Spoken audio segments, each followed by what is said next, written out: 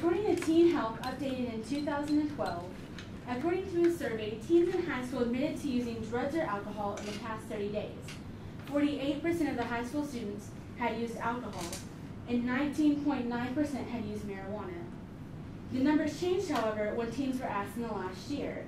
70.6% had used alcohol, and 34.3% had used marijuana. Also, when asked if they knew if it was easy to come by, 85.8% knew how to easily get marijuana, and many of them from the school that they were at. Today, I want to share with you a revolutionary idea. It's called the revolution. The idea of it is for teenagers. It is a rebellion against low expectations that the world puts on us. It's for teenagers and young adults everywhere to rebel against rebellion, to do something different than what people expect of you. If you go to Google and you type in the word teens, the first thing that will pop up is teens and drinking, teens and drugs, teens and cell phones, teens and alcohol, all of these negative things, because that is all that the world expects of teenagers and young adults of the world. Today I'm going to show how this simple idea became the revolution, how the revolution began to grow, and how it's made a difference in countless lives.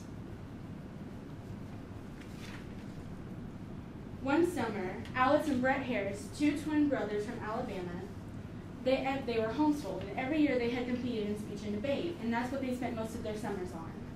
But one year they felt that the door had closed on that, and they were looking for something new. Their father put them on an intensive reading program. As they began to read about teenagers in other cultures, that at the age of 13 and 14, as soon as they hit puberty, they would begin their lives, learning trades from their fathers, raising their families. That's what other people and teenagers were doing. But here in America, we did nothing because that's all that was expected of us. We were expected, oh, they're teenagers, let them have their fun. But that's not what this should be. They realized that this part of our life should be the launching pad for the rest of it. They began a blog called The Revolution, a mix of revolution and rebellion. A rebellion against rebellion, if you will.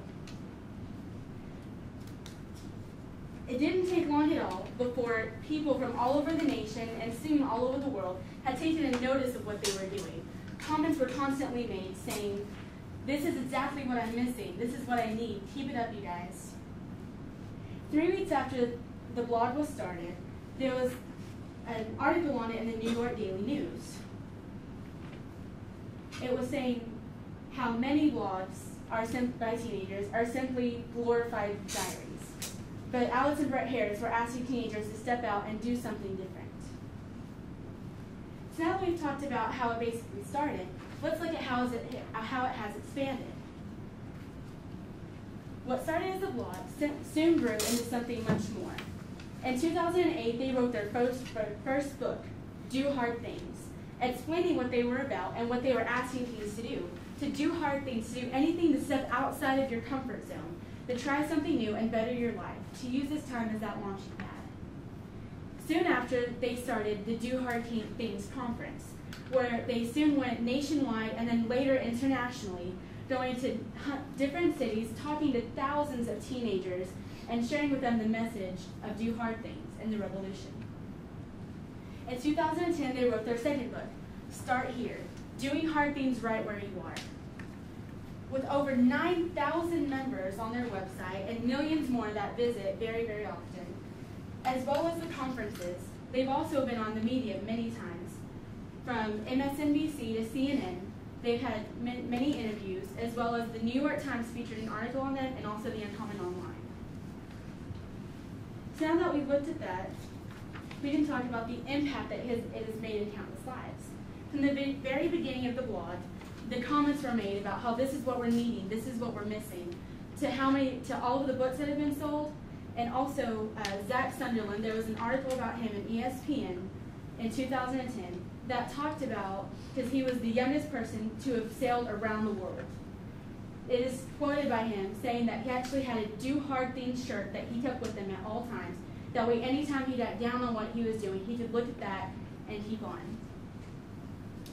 So now that we look at how it started, how the revolution has grown, and also the impact that it has made, I leave you with this. As we think back to those statistics, 70% of high school students drinking and 85% knowing how to easily get marijuana, think to yourself, what if we raised what we expect of others and of ourselves?